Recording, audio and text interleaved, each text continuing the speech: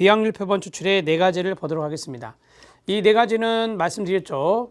편의가 있다, 치우침이 있다. 왜? 인위적으로 뽑으니까, 연구자 인위적으로 뽑으니까 치우침이 있는 것이다. 그리고 질적 연구에서 적합한 것이 바로 비확률 표집이다. 이렇게 말했죠. 소수를 대상으로 뽑는 게 있기 때문에 그렇다라고 생각하시면 되겠습니다.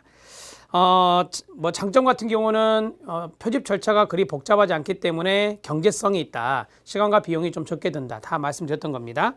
자, 그러면 비확률 표집의 첫 번째가 뭐죠? 편의 표집, 임의 표집, 우발적 표집입니다. 두 번째가 뭐죠? 유의 표집, 판단 표집, 의도적 표집입니다. 세 번째는 할당 표집, 세 번째 별표, 네 번째 누적 표집 동의어는 눈덩이 표집 별표입니다. 자, 3번과 4번이 출제 확률이 좀 높은 것들이에요. 그래서 3번, 4번에 별표 하나씩 쳐주시면 됩니다. 자, 1번의 편의 표집은 쉽게 말씀드리면 이겁니다. 용산역 앞에서 만난 사람 또는 서울역 앞에서 만난 사람 설문지 가지고 이제 받는 거죠. 이런 것들이 우발적 표집이에요. 편의 표집, 컨비니언스, 가장 편한 방법이죠. 그 다음에 임의 표집입니다. 임의 표집이라고 합니다. 임의대로, 연구자 임의대로 이제 받는 것이니까 임의 표집이라고 하는 거예요. 그러나 이제 가장 문제는 대표성이 없어요. 왜냐하면 표집틀이 없잖아요. 표집틀, 즉 모집단의 목록이 없으니까 거기서 만난 사람들이 뭐 모집단에 있는 사람들도 아니잖아요. 그렇기 때문에 이러한 것들은 대표성이 가장 문제가 된다. 그 다음에 이제 유의 표집, 판단 표집, 의도적 표집인데 이거는 쉽게 말씀드리면 이거예요. 연구자가 판단합니다. 연구자가 판단을 해서 이 사람이 내 연구 목적에 맞는 사람이다. 그러면 받는 거예요. 의도적으로. 그게 바로 유의 표집이라고 하는 겁니다. 유의 표집 같은 경우는 다수를 대상으로 받긴 해요. 하지만 랜덤으로 뽑지 않고 연구자가 판단을 해서 인위적으로 판단을 해서 내 연구 목적에 맞는 사람이라고 생각이 되면 받는 거예요. 자, 그 다음에 할당 표집이 있다. 할당 표집은 앞에서 제가 비례 층화 표집을 가르쳐 드렸죠.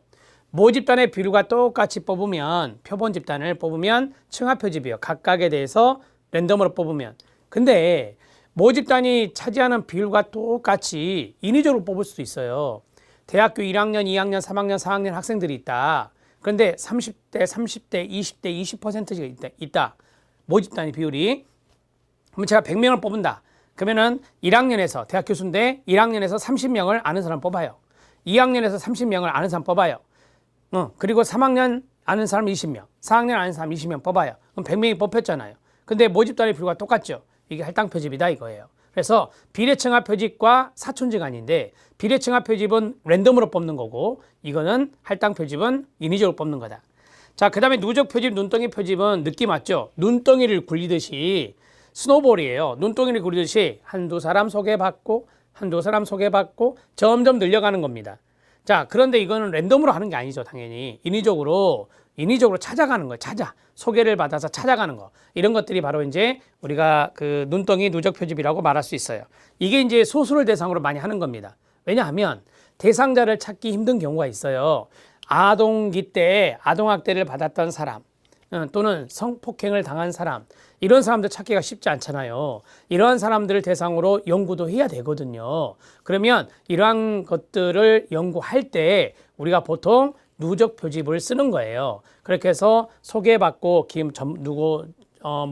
피해자한테 소개받을 수도 있고 또는 전문가에게 소개받을 수 있는 거잖아요. 그래서 소개를 받아서 심층 면접을 하는 거죠. 그래서 질적 연구로 가는 경우가 많아요. 그게 바로 눈덩이 누적 표집이다. 이해되셨죠? 제가 지금 말씀드린 게 핵심이거든요. 이제 교재를 볼게요. 자, 편의 표집, 모집단에 대한 정보가 전혀 없는 경우나 모집단의 구성 요소들 간의 차이가 별로 없다고 판단될 때 조사자가 임의대로 표본을 추천하는 방법이다. 왼쪽에 쓰세요. 길거리 표집입니다. 자, 2번, 연구자가 쉽게 이용 가능한 대상들을 표본으로 선택하는 방법이에요. 쉽게 동그라미. 그래서 컨비니언스 샘플링, 편의 표집이라고 하는 겁니다. 가장 비용이 적게 들고요. 시간을 절약할 수 있는 방법인데 표본의 대표성, 결론의 일반화, 이게 어려워요. 왜? 모집단과 상관없이 뽑기 때문에 이게 이제 대표성을 거론하기가 힘든 거예요. 그 다음에 2번. 유의 표집 들어갑니다. 1번이 중요해요. 1번 별표. 모집단에 대한 정보가 많은 경우 연구자의 주관적 판단만 동그라미. 판단의 기준에 따라 연구 목적 달성에 도움이 될 수 있는 구성 요소를 의도적의 동그라미, 의도적으로 추출하는 방법이다. 그래서 판단 표집, 의도적 표집이라고 하는 거예요. 자, 주관적 판단의 타당성 여부가 표본의 질을 결정하겠죠. 쉽게 말하면 연구자가 주관적으로 판단해서 다가간다 그랬잖아요. 근데 그 주관적 판단이 옳은 거냐, 주관적 판단이 그른 거냐, 거기에 따라서 표본의 질이 달라져요. 세 번째, 문제점으로는 표본의 대표성을 확신할 수가 없어요. 만약에 주관적 판단이 틀렸다면 대표성에 문제가 생기는 거예요. 그 다음에 모집단에 대해서 상당한 사전 지식이 필요하죠. 자, 예를 들어서 이 사람이 내 연구 목적에 맞다 그러면 그 사람 성향을 알아야 되는 거잖아요. 그 성향을 모르면, 모집단 한 사람 한 사람에 대한 성향을 모르면 유의 표집을 할 수가 없는 거예요. 그 다음에 표집 오차의 산정이 곤란하다는 점이다 라고 했어요. 이제 표본 오차라고 하는 것이잖아요. 표집 오차는 이것은 이제 비확률 표집의 전반적인 문제점이에요. 표본 오차 이런 것들이 추정하기 어렵다. 앞에서 도표에서 말씀드렸잖아요. 자, 그 다음에 할당 표집입니다. 모집단의 어떤 특성을 사전에 미리 알고 추출된 표본의 같은 비율의 밑줄. 같은 비율, 모집단의 비율과 같은 표본 집단의 비율이에요. 그래서 같은 비율을 얻고자 할 때 사용되는 방법이다 라고 했습니다. 2번 별표. 여기는 2번이 좀 중요해요. 표본을 모집단에서 차지하는 범주의 비율에 따라 할당하고 여기서 끊어요. 자, 할당된 수의 표본을 임의적으로 추출하는 거예요. 그래서 각각에서 다 뽑는 것이다 라고 보시면 됩니다. 자, 3번 체킹 같이 읽어요. 시작. 확률 표집인 층합 표집과 유사한데 이와 차이점은 무작위 방법이냐 인위적 방법이냐의 차이입니다. 자, 그 다음에 누적 표집, 눈덩이 표집입니다. 연구에 필요한 소수의 사례 표본을 찾아요. 소수의 사례 표본을 찾고 그 표본을 통해서 다른 사람을 추천받아 거기에 밑줄 쫙 그어요. 그 표본을 통해서 다른 사람을 추천받아 점차로 표본의 수를 늘려가는 방법이다. 즉, 첫 단계에서 연구자가 임의로 선정한 제한된 표본에 대한 사람으로부터 대개 이제 피해자가 있다면 그 피해자가 내 연구의 대상이 됐어요. 그러면 그 피해자분이 또 다른 분을 소개해 주는 경향이 많아요. 그래서 그 사람부터 추천받아 소개받아 다른 표본을 선정하는 과정을 되풀이하여 마치 눈덩이를 굴리듯이 표본을 누적해 나가는 겁니다. 누적의 동그라미. 자, 2번 별표. 여기 2번이 중요해요. 자, 같이 읽어요. 시작. 연구자가 특수한 모집단의 구성원을 전부 파악하고 있지 못할 때 적합한 표집 방법이다. 쓰세요. 연구 대상자 찾기 힘든 경우예요. 연구 대상자 찾기 힘든 경우라고 쓰면 됩니다. 똑같은 말이에요. 특수한 모집단의 구성원을 전부 파악하고 있지 못한다라고 하는 것은 연구 대상자를 찾기 힘들다는 소리와 같은 말이에요. 그 다음에 세 번째 단점으로는 추천하는 사람의 주관에 의한 편견이 개입될 수 있다는 거죠. 그러니까 추천한 사람의 편견이 들어가잖아요. 그래서 이것도 마찬가지 편의가 있다 이렇게 말씀드렸던 거예요. 바이아스를 말합니다. 자, 여기까지 정리를 했는데 여기에 대해서 간단하게 또 짤막하게 정리해드리고 표집을 마무리하겠습니다.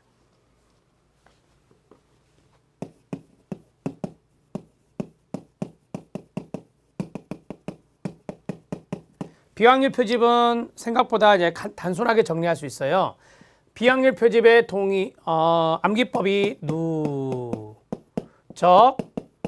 눈덩이, 유의, 판단, 의도적. 자, 그 다음에 임의, 편의, 우발적. 그 다음에 할당 표집이 있다. 자, 여기 별표 누적 눈덩이 표집입니다. 유의 판단 의도적 표집입니다. 임의 편의 우발적 표집입니다. 할당 표집 별표.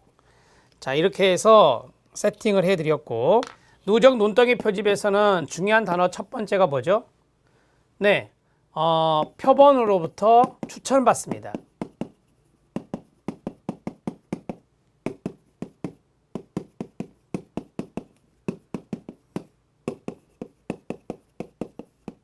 두 번째 중요한 건 뭐죠?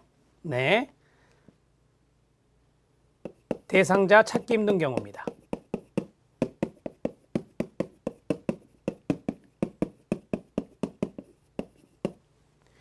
자, 유의 판단 의도의 중요한 이야기는 뭐죠?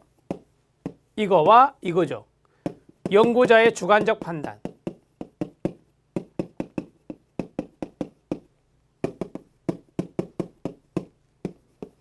두 번째는 뭐죠?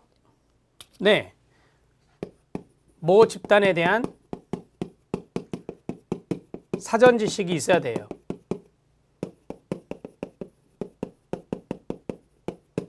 또는 연구 내가 뽑고자 하는 사람에 대한 사전 지식이 있어야 됩니다. 자, 임의 편의 우발적 표집입니다. 이거는 길거리 표집이라 했어요. 이게 사례입니다. 사례. 자, 그 다음에 두 번째 쉬운 방법이다. 그래서 편의 표집이라 한다. 세 번째 대표성에 문제가 있다.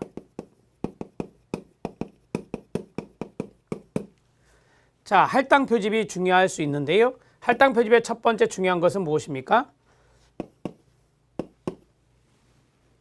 첫 번째는 모 집단의 비율과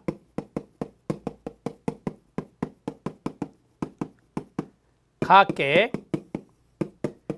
각 집단별로 표집을 하는 겁니다. 모 집단의 비율과 각계 각 집단별로 표집을 하는 거예요. 그런데 인위적으로 뽑는 겁니다. 이렇게 정리하시면 되죠. 자, 여기까지 쭉 정리가 되었습니다. 비확률 표집에 대한 내용이었어요. 비확률 표집에서 눈덩이 누적 표집과 할당 표집이 포인트니까 두 가지 잘 알아두시죠.